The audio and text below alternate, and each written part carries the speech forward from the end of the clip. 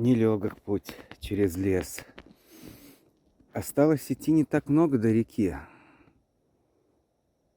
Но пройти этот путь с рюкзаком тяжелым непросто.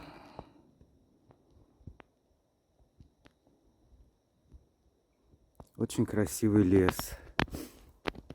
Снега-то по колено практически. Вот. Вот.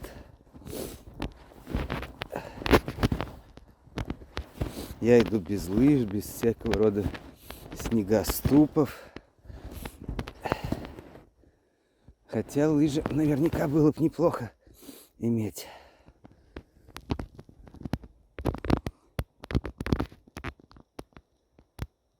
Никто до меня тут не ходил.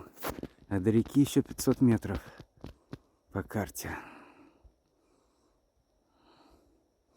Пробую пройтись налегке. Посмотрю, что там.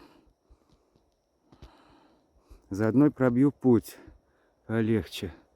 Хотя, кто знает, может быть, по следам этим будет идти еще и неудобней.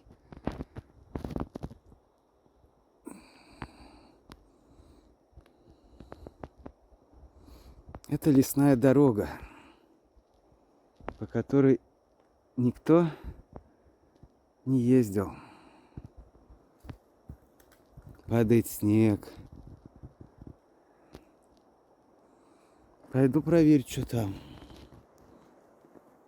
Пока оставлю вещи тут, на дороге. Посмотрю.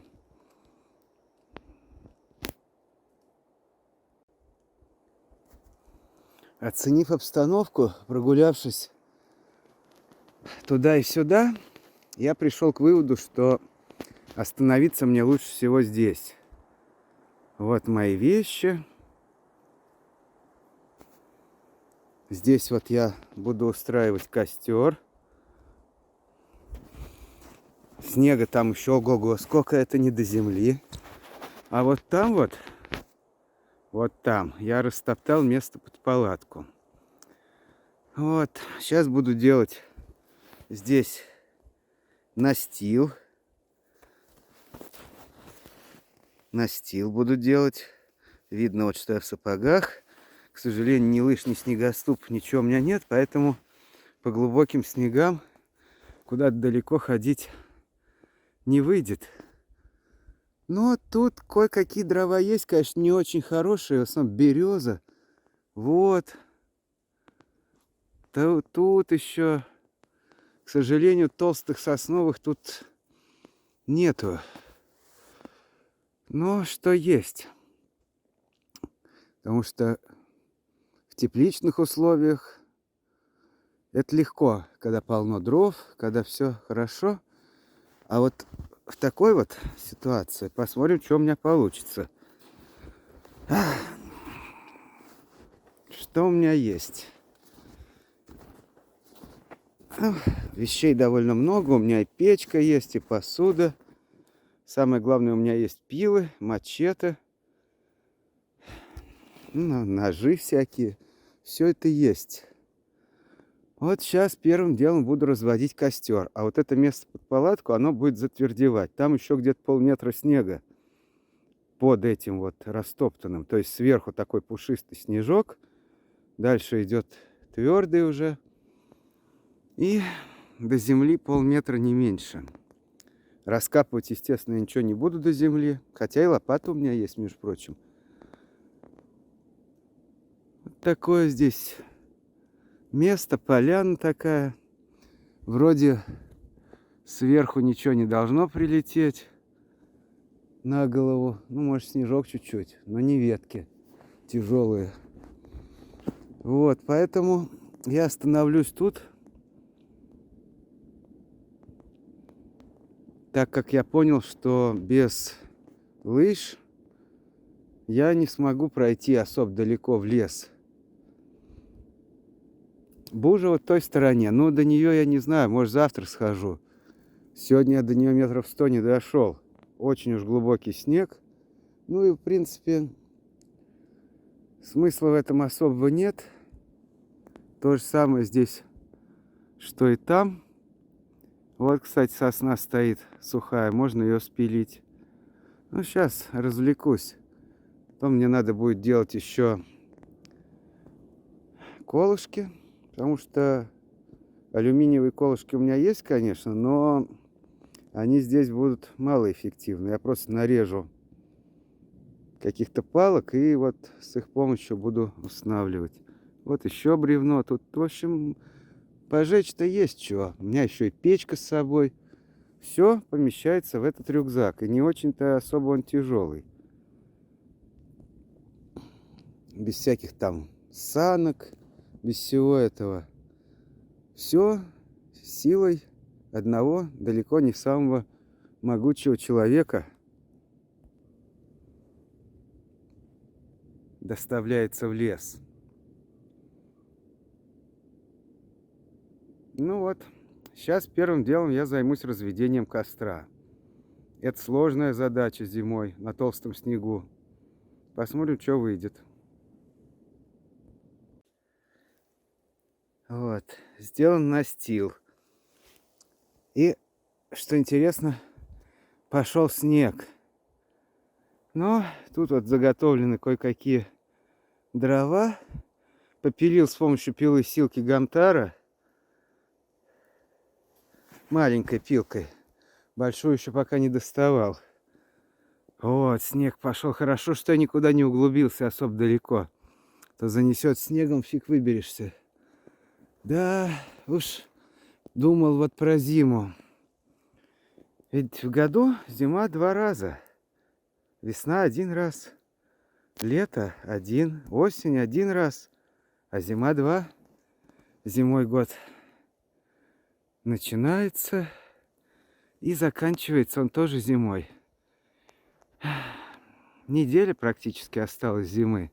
23 февраля сейчас, 2024 года. Я в лесу, где-то у реки Бужа, в нескольких сотнях метров от нее.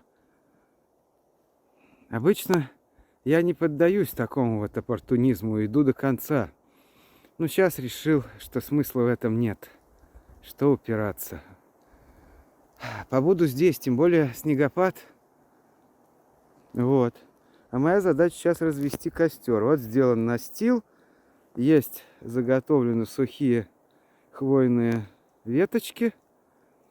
Потом буду более крупные туда подкладывать. Он может быть ту или вот эти березовые.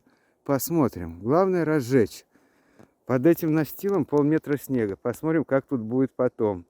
Это будет прикольно. Ну вот.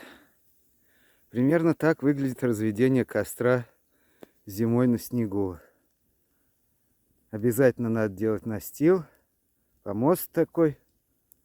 И на нем мелкие, сухие, желательно сосновые веточки разжигать. Там и березы есть немного, но ее лучше избегать. Вот, много сразу подкладывать не надо. Надо, чтобы это все хорошо просохло и начало так нормально гореть. Разгорелось как бы.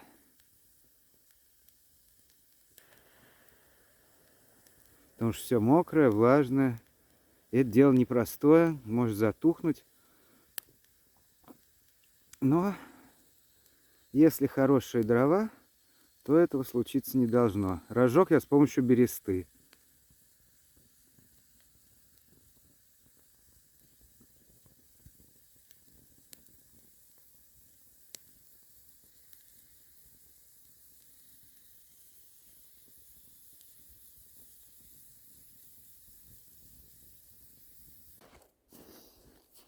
Вот сухую березу спилил катанобоем. Хорошо, что взял его.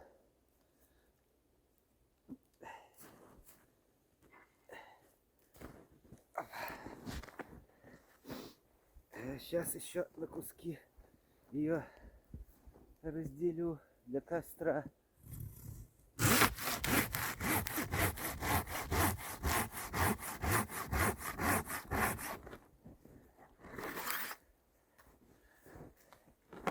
Опа. Вот так. Ну, кстати, неплохая береза. Неплохая.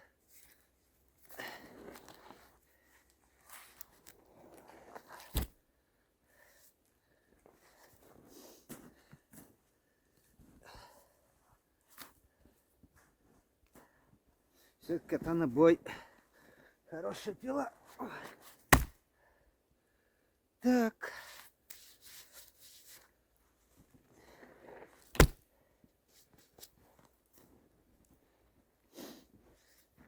Вот как она работает. Да.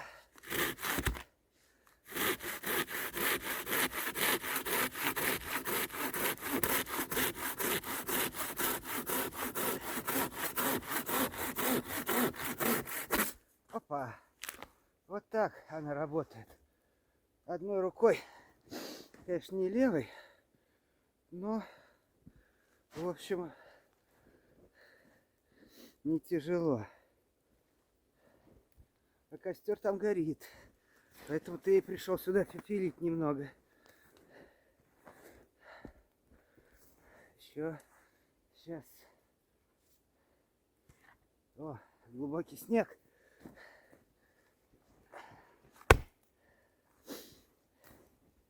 Такие бревна, конечно.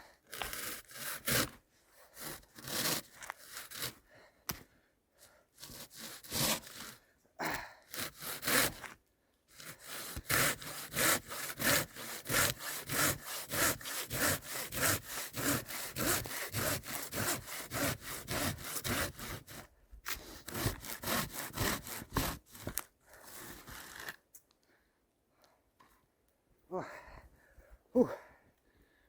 Вот эти два бревна, 3, разогрею. Вот. И нормально будет. Потом буду палатку ставить. Для костра очень большое значение имеет фактор масштаба. Когда бревна используются достаточно крупные, то можно разжечь его и на снегу.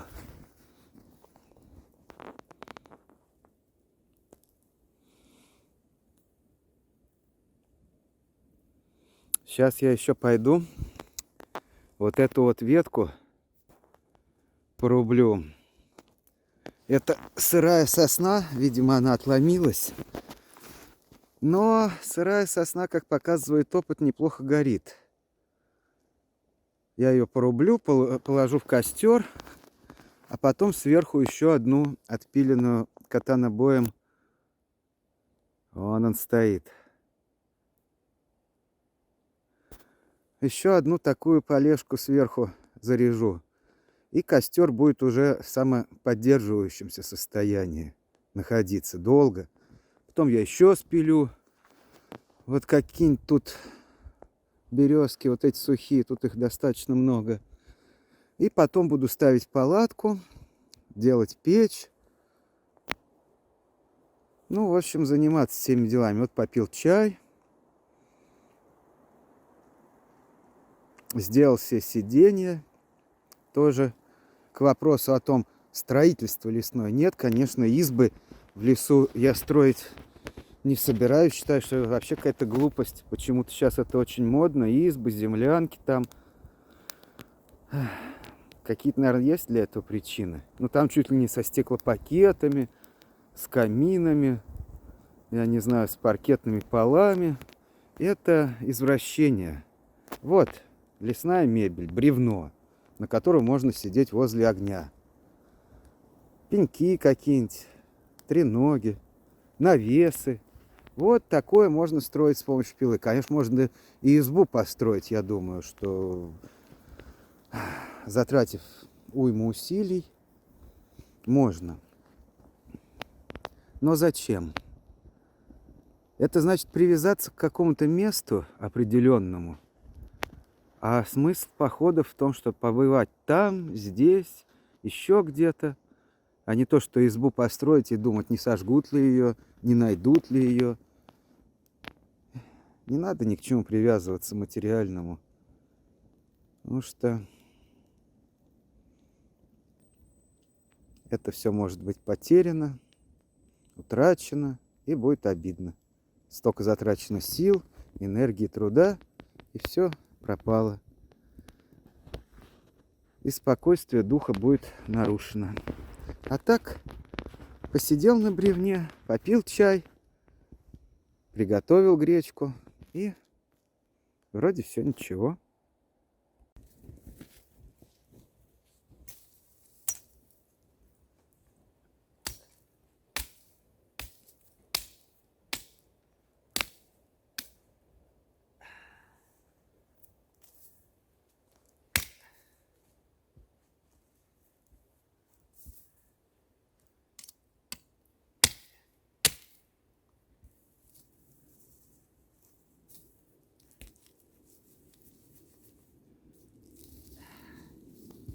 Ничего себе.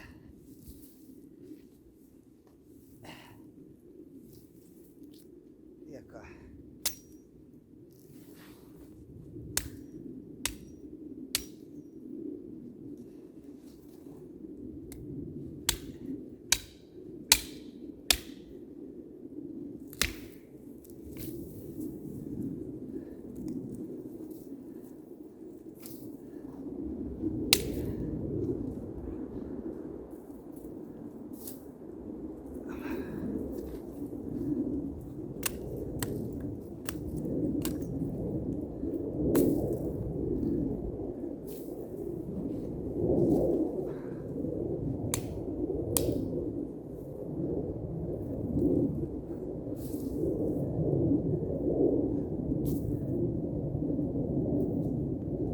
Да, она там глубоко зарыта. Ну ладно, что-то хоть нарубил, сейчас взовьется пламя. Остренькое.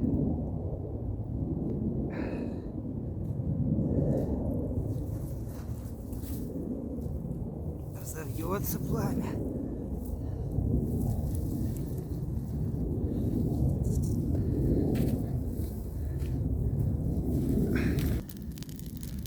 Вот, это я понимаю.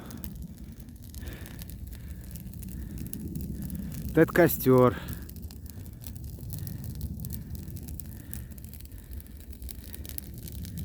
С дымом таким хорошим. Сейчас все это загорится, и сверху я положу туда бревно. О, какой дым! Шикарно! Да, сосна, она хоть и сырая, вот эта вот хвоя горит очень даже здорово.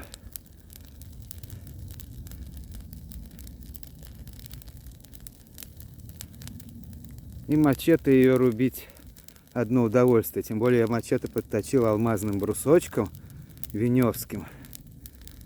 Очень хорошие брусочки. Для всего. Для ножей, для топоров, для мачете. А вот пилы, силки, те, которые можно точить, их надо точить напильником. Хотя говорят, что закаленные вот эти типа бигбоя, там вот гамтара, можно чуть-чуть аккуратненько точить алмазным инструментом. Но я не пробовал, ничего сказать не могу. А те, что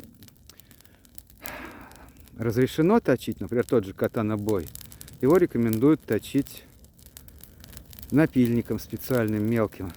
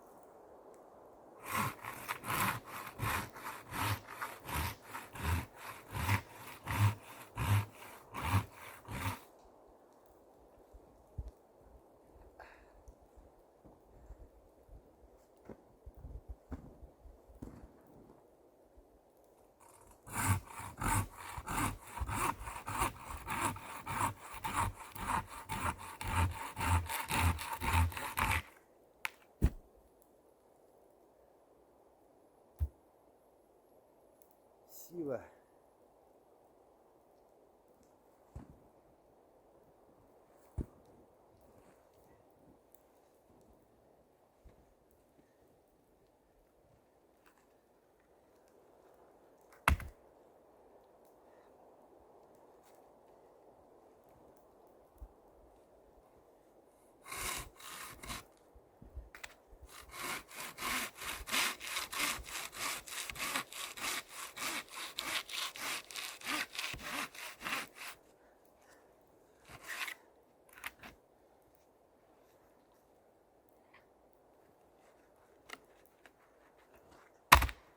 Вот так. Сила.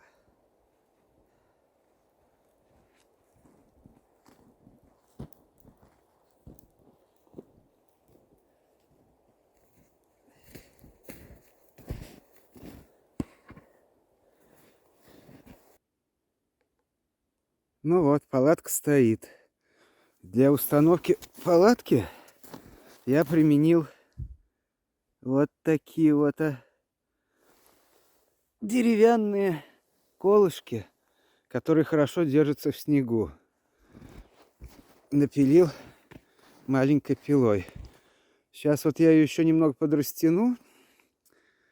И после чего буду заниматься с печкой. Потому что время-то уже много, скоро темнеть будет. Хотелось бы до темноты все закончить.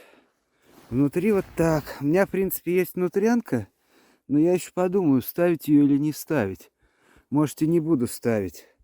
Там вот продукты у меня, рюкзак, там печь и котелки остались. Вот спальник там, коврик надувной. Здесь тоже кое-какая одежда. Взял с собой даже вентилятор на 12 вольт. Посмотрю, как он с печкой разгоняет воздух. Посмотрим, что получится. Вот. Обычно я в такой конфигурации сплю вот так вот, как лежит сейчас зеленый коврик. Фольгу еще взял. Ну, тоже, может, либо под печь, либо трубу где-то там вот обмотаю вот здесь. Посмотрим. Вот, в общем, палатка поставлена.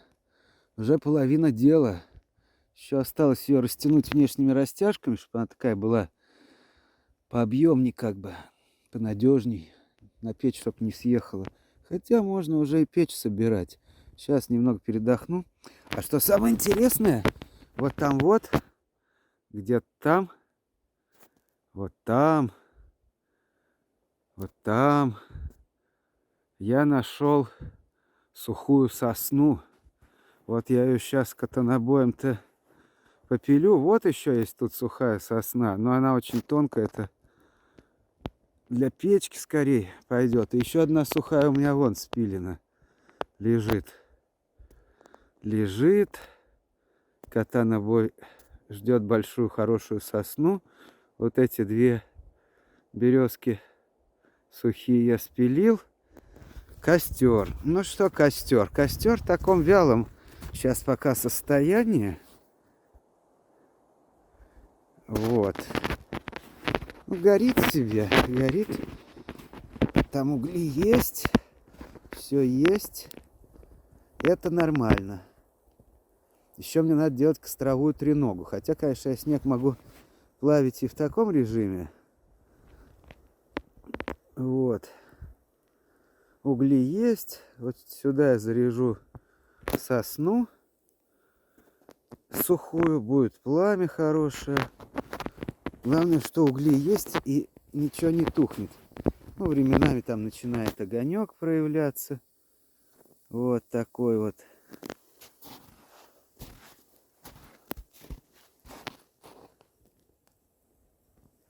Горит все и горит. Нормально горит. Можно его немножко подкорректировать. Что он выгорает там, прогорает.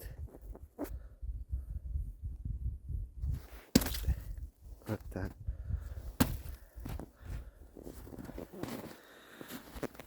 Выгорает, прогорает. О, сразу веселее стало. И эти туда же. О, как. То есть жар там имеется. Жар имеется. Даже тепло такое чувствуется. Ну и вот палатка. Вот она там стоит. Я створку одну отогнул. Так для печи лучше будет. Даже можно и две. Вот. Так что поставить палатку на снегу возможно. Это не такая уж большая трудность. Надо только колышки хорошие. Не те, что в комплекте идут тоненькие, а либо снеговые или песочные колья такие большие, либо просто толстых относительно каких-то палок напилить и в снег их. Они держатся очень прочно. Ну вот время уже почти без 26. Темнеет. Завершена установка печки. Палатка вся на растяжках. Вот в этот раз я сделал вот так вот. Труба без насадки, прямоход, прямоток. Тут вот так. Это асбестовая ткань. Дополнительно, чтобы вот это вот не обгорело. То, что от палатки, собственно. Вот. Печка стоит на деревяшках. Там под ней фольга. Сейчас буду растапливать. Тут всякие вещи лежат. А вот там вот продукты лежат, а я еще не ел ничего. Вот, то есть последовательность такая. Сначала костер. Костер вон горит. Но это я займусь чуть попозже туда добавлением в него. Добавлением туда сосны. Вон видно, как протаяло. Там под костром. Да, там еще таять и таять. Вот эти бревна, они по сути будут выполнять роль настила. Начинает холодать так конкретно. Потому что сегодня вообще-то было не очень холодно. Вот. А сейчас что-то начинает холодать. Термос у меня тут стоит с чаем. Вот это вот для печки пойдет. Сейчас я ее подчикаю. Ну, тут, в общем, много-то и не надо. Пилой Гамтара. Вот про пилы, что я понял. Нужно иметь две пилы. Одну большую и одну маленькую. Какую именно, это на усмотрение, так сказать, кому что нравится. Ну, большую это либо Катана Бой 500, там 650, либо Генки Тимагари 500. Тоже очень хорошая пила. Вот что-то из этой серии. Ну, может, Сугой 420. Ну, вот что-то такое. Желательно побольше. А маленькую, ну, это вот либо Зубат, либо Гамтара, как у меня, либо Натаноко, тоже очень хорошая пила. Ну, или Цуруги. В общем, неважно, какую-то небольшую, маленькую, такую компактную пилу для мелких работ. А вот это вот для здоровых, потому что маленько их пилить можно ошалеть. Вот, а это и самое то отпилить. Вот такой комплектик. И тогда зимний лес не страшен. Падает снег. Ну вот, тут все подготовлено. Сейчас буду там топить, а на костре буду снег плавить. Растапливать снег. Так что задач еще много. Время 6 часов. Вот такие вот дела. Много труда, но для того, чтобы переночевать в зимнем лесу. В зимнем. Без всякого читерства.